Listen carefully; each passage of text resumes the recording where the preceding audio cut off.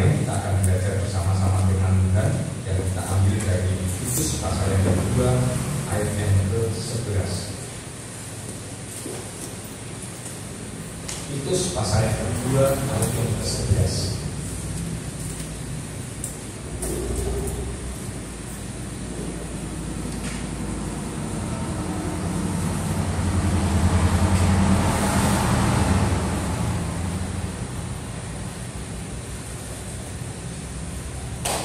Kita baca bersama-sama ayat yang pertama ini, Titus pasal yang kedua ayat yang ke-11. 1, 2, 3.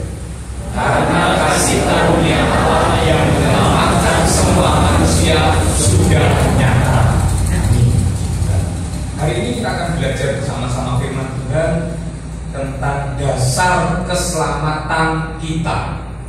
Dasar keselamatan kita, Alkitab mencatat dalam Titus 2 ayat 11 yang kita baca bersama-sama ini, dasar keselamatan kita adalah kasih karunia Allah.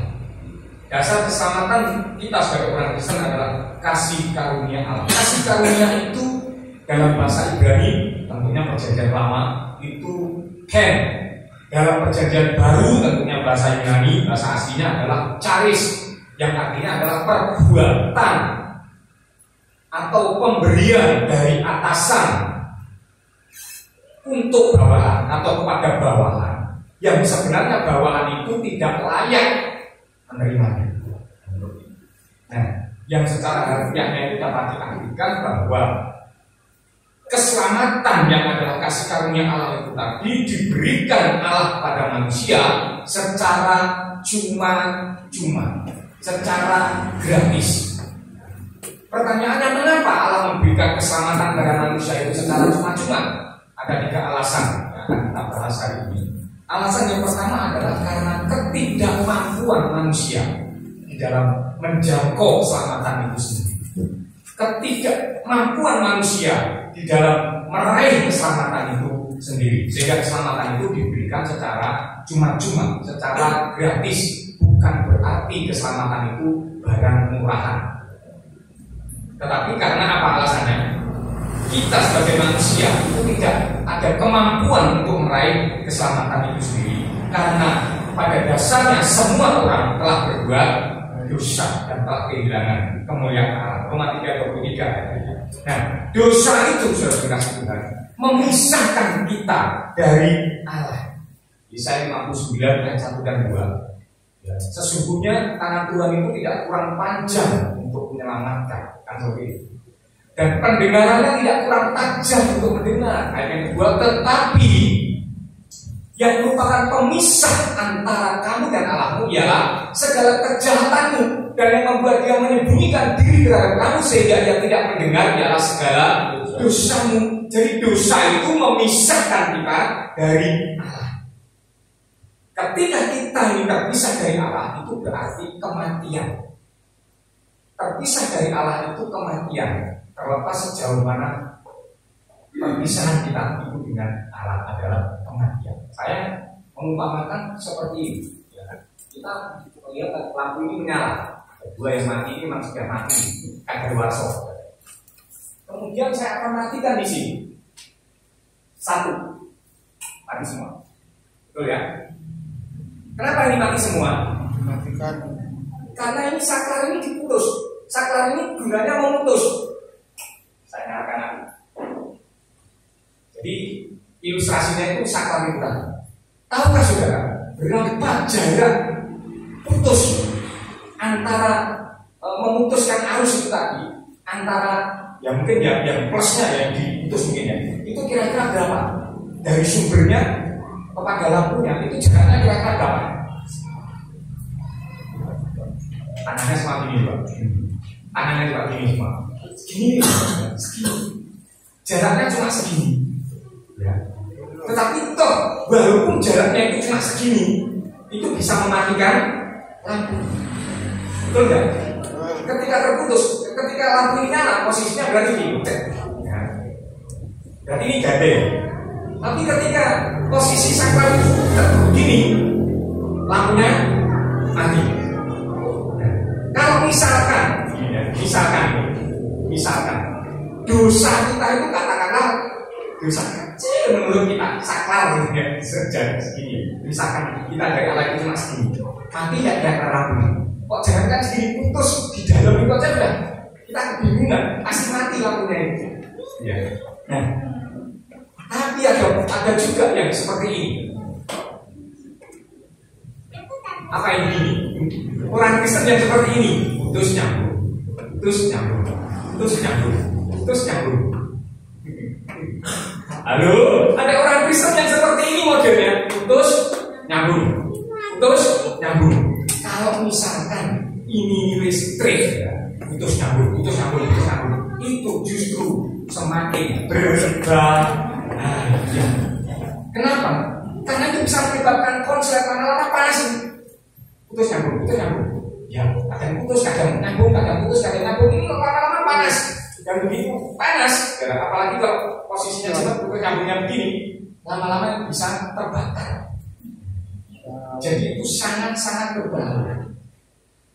Saudara kasih Tuhan, memang Alkitab mencatat, ya, Alkitab mencatat untuk menjadi teman. Kita ini hanya perlu mendekat pada Tuhan. Mendekat itu kan, tadi saat ini mendekat pada Tuhan itu tenang hidup kita, tenang. Ya. Tetapi untuk menjadi terang, sebagaimana lampu sakral itu tadi, kita harus melekat pada Tuhan. Amin. Untuk menjadi tenang, kita cukup dekat dengan Tuhan, ya. Tenang. Hidup kita tenang. Ya. Tetapi Tuhan menuntut setiap kita anak-anaknya, hendaklah kamu menjadi terang.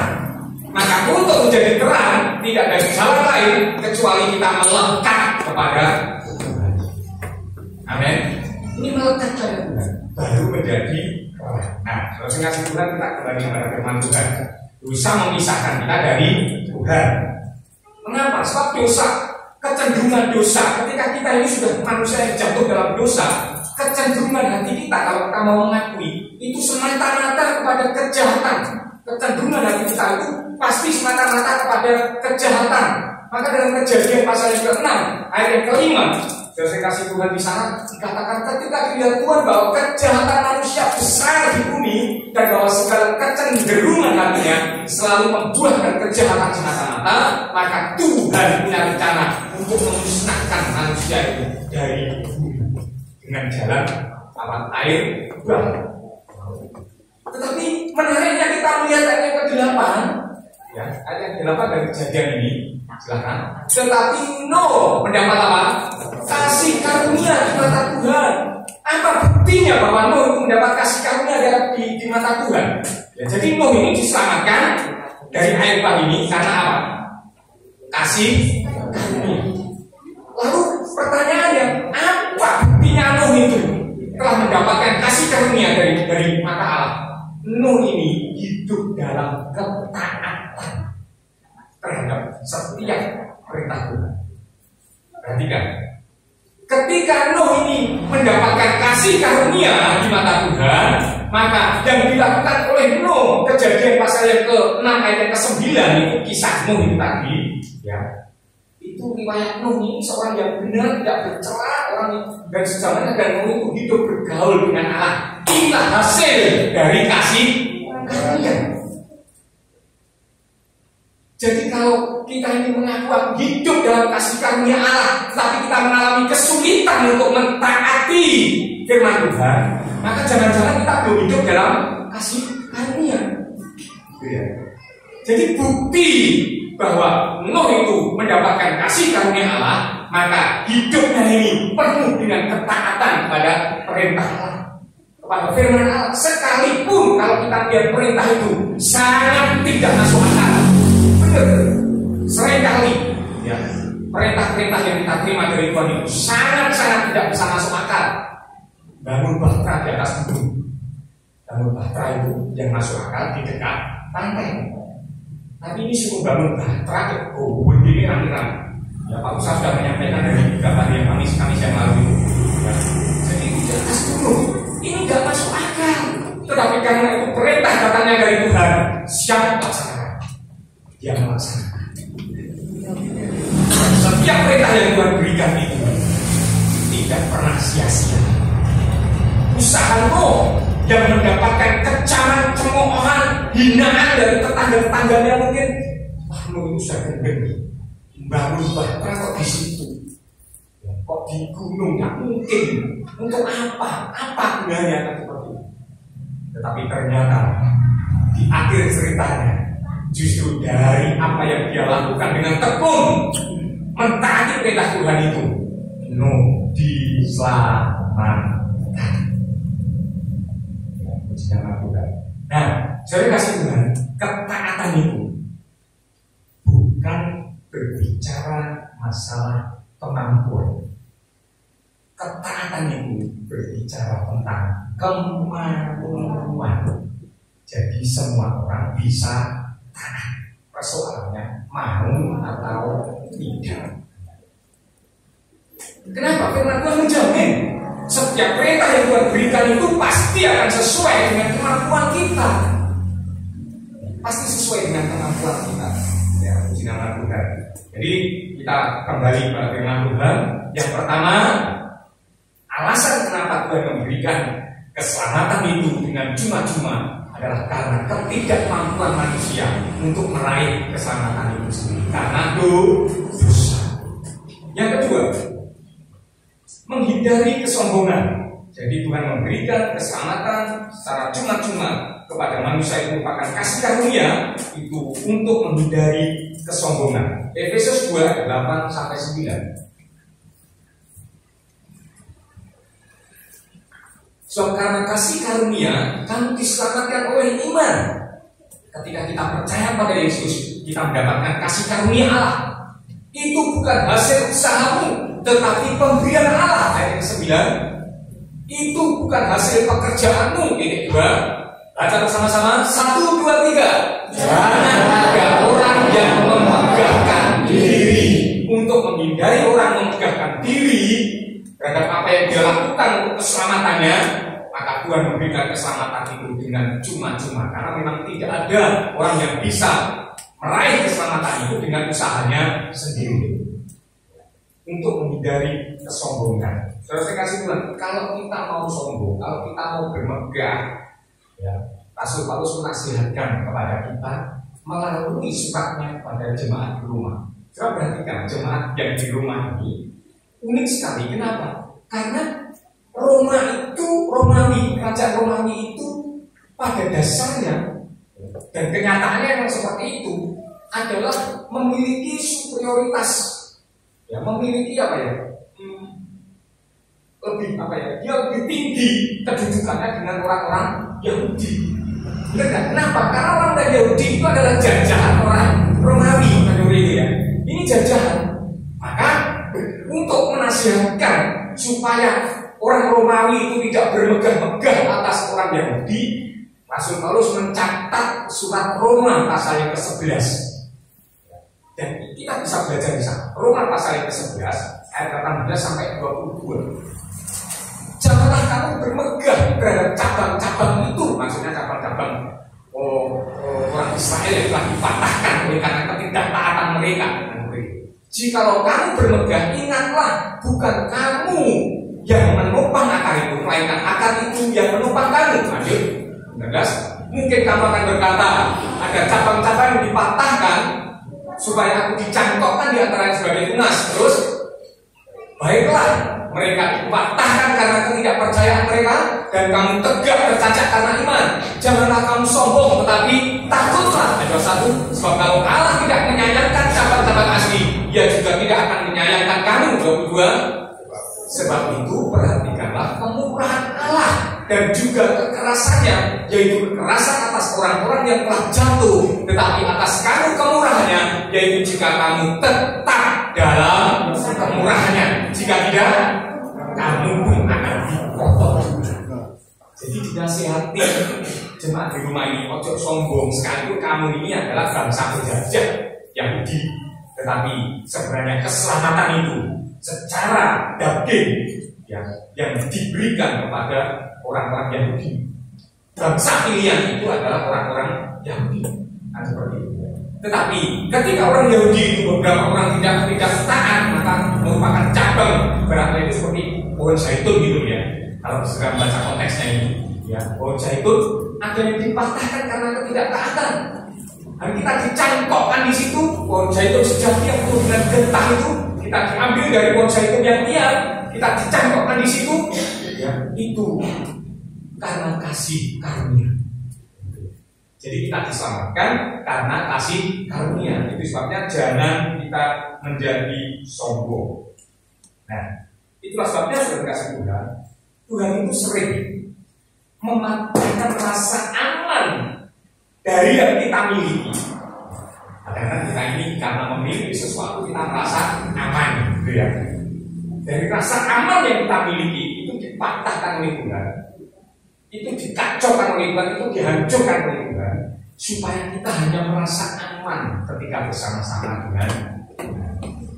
Nanti pasal yang ke-7, ayat yang kedua kita melihat, berfirmanlah Tuhan kepada Gideon, terlalu banyak rakyat bersama-sama dengan engkau itu daripada yang kukehendaki untuk menyerahkan orang Midian ke dalam tangan mereka. Jangan-jangan orang Israel apa? Memegah-megahkan diri terhadap aku sambil berkata, tanganku sendirilah yang menyelamatkan aku. Latar belakang ayat ini, ya, Gideon ini dipilih oleh Tuhan untuk menyelamatkan Israel dari Midian. Gideon ini takut, jujur takut. Kalau sudah membaca dari ayat semua secara keseluruhan kisah Gideon ini sebenarnya takut. Dia bersembunyi lalu ditemui oleh Tuhan, dan Tuhan berkata, kamu akan kupilih untuk membebaskan orang Israel dari Midian, bangsa Midian, kan seperti itu. Tetapi Gideon ini mulai karena takut itu lagi. Akhirnya dia minta bukti yang inilah, yang itulah, banyak ini kisah Gideon ini. Yang bukti yang inilah, bukti yang itulah, gitu ya, bahwa Tuhan menyelamatkan orang Israel melalui aku. Buktinya apa? Ini. Akhirnya ketika dia sudah tidak bisa mengelak lagi, dia berkata, baiklah Tuhan, siap. Pasal yang ke-7 ini memberitahukan, ya, Gideon pagi-pagi sekali ayat yang pertama bangun bersama dengan rakyat, dan rakyat yang mengiringi Gideon ini karena mungkin memiliki semangat juang yang tinggi, maka yang terjadi yang datang kepada Gideon pada waktu itu 32.000 orang. Waduh, saya mengatakan kepada setiap kita kasih Tuhan, solusi yang sangat manusiawi dari rasa takut itu adalah ketika memiliki teman banyak. Benar. Solusi dari rasa takut itu sangat manusiawi, yaitu ketika kita memiliki teman yang banyak sekali teman. Katakanlah kita mau ke kuburan yang sangat angker. Kalau misalkan poncol ini itu bejo ini kabeh, katakanlah bejo ini kabeh, ya katakanlah ya 60 orang begitu, 60 orang, ayo kami ini kuburan, nggak ada rasa takut.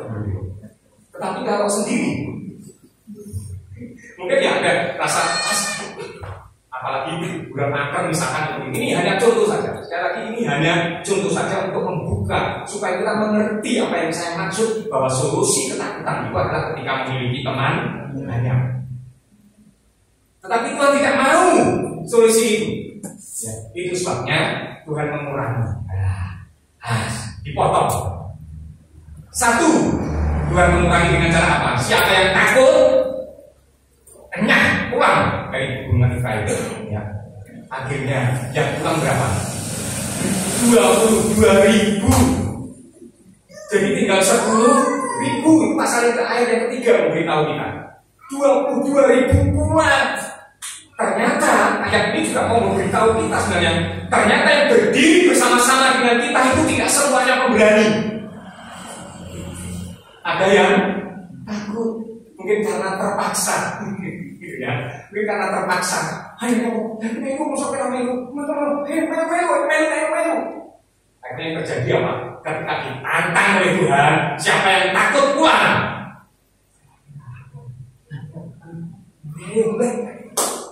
22.000 lebih dari separuh pulang.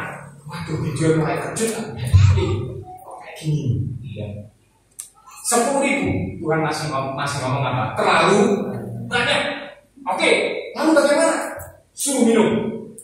Orang yang minum pakai mulutnya langsung. Ya. Dan orang yang minum pakai tangannya begini, pisahkan. Yang minum pakai tangannya ini jumlahnya berapa? 300 orang. 300 orang. Lainnya berarti 9.700 itu minumnya itu alias mokok, bahasa Jawa itu mokok atau bahasa Ibrani gitu, mokok gitu ya. Maksud soal anjing. Ini apa tuh? Maksudnya apa nih maksudnya? Ya kita tidak secara secara gamblang tahu maksudnya apa, tetapi kira-kira banyak penafsir itu mengatakan bahwa karakter kita itu harus bagus. Cuma kita mau mulai banget mobilnya tanpa sopan santun, kita harus memiliki karakter penguasaan diri yang bagus. Ya, jangan memiliki karakter itu dikatakan tidak menjilat seperti anjing. Dikatakan seperti itu dipisahkan. Ya.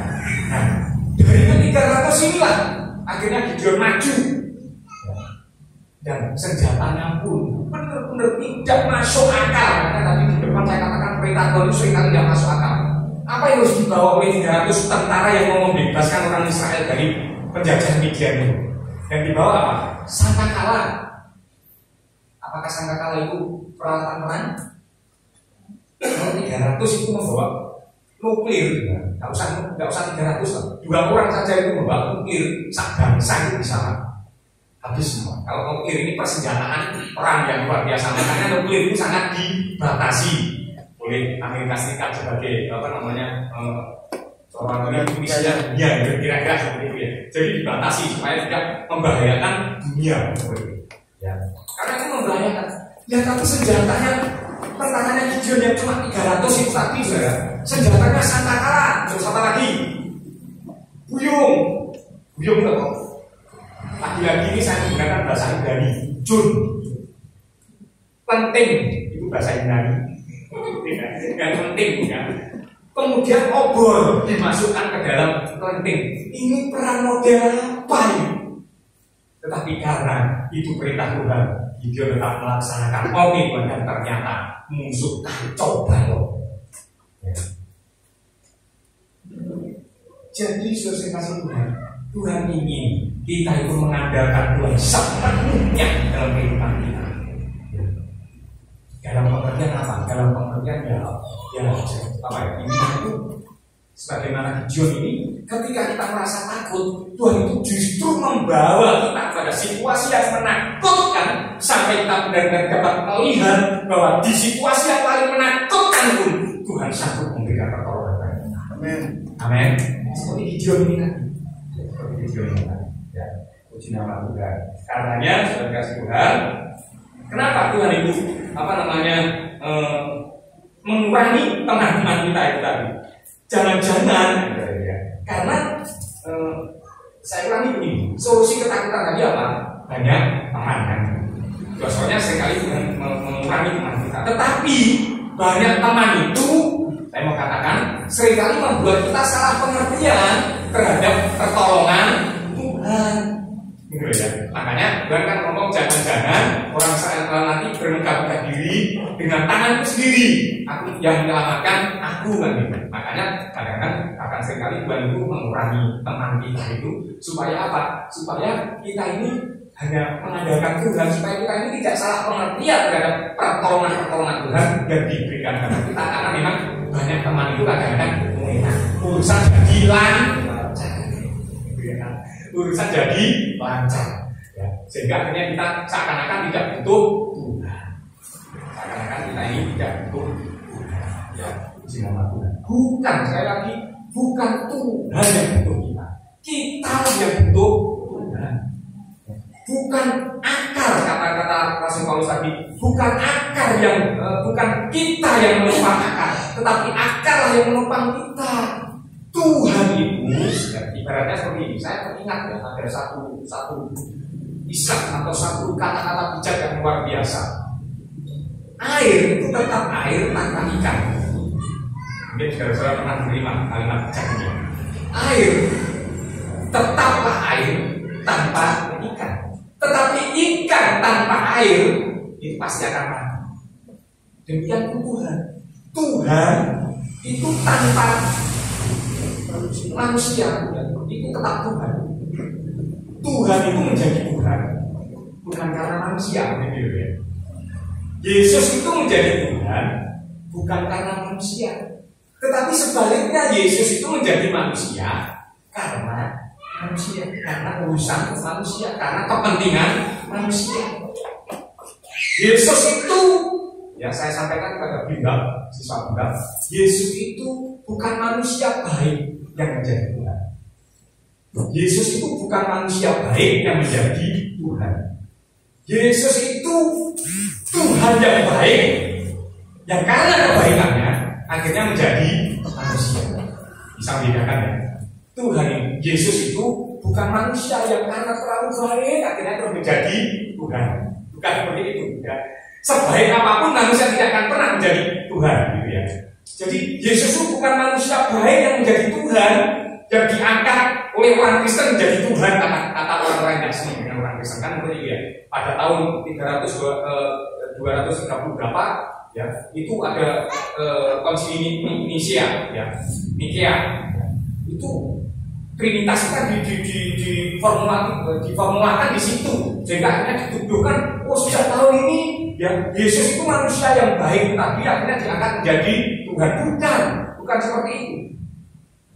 Yesus itu adalah Allah yang baik, Tuhan yang baik, yang oleh karena kebaikannya dia rela menjadi manusia karena urusan kita ini.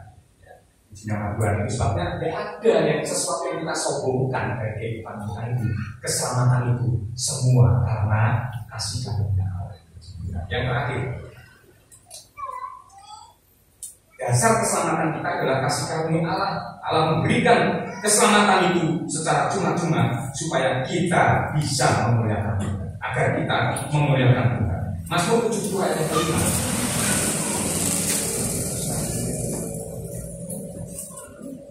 Biarlah bergembira dan bersukacita karena Engkau, semua orang yang mencari Engkau. Biarlah mereka yang mencintai keselamatan daripadamu selalu berkata, Allah itu besar.